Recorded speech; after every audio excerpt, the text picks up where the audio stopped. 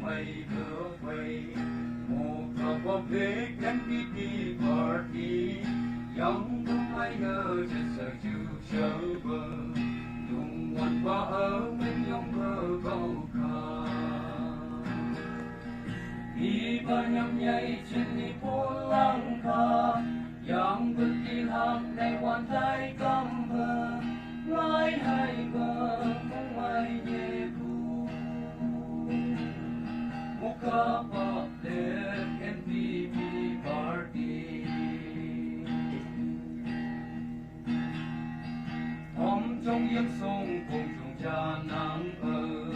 mày bên nhau xuống lưng cũng trong yên cầu ngâu trên em mây bọc trên mây lên cu thêm càng ngưng ngó ngó cây nàng màu hay đi qua nhầm nhảy xin đi pulang ka yang berkilat lewat tay gambar ngai hai bờ mai nyebu muka paklet NPP party đi qua hôm mong nhầm nhảy trên đi nắng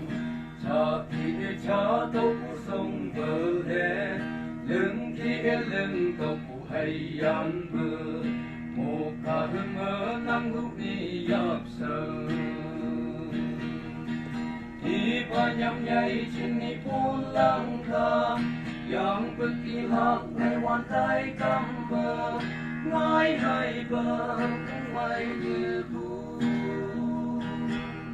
muka paklet NPP party sắm mong em một cả một đi trên đi không mắng nhắm nháy bên mày tăng hậu chúc các câu hậu hậu lắng thơ thuộc lắng quay lắng bất quên nhung tha buồn đi bờ nhắm nháy trên đi pulang ka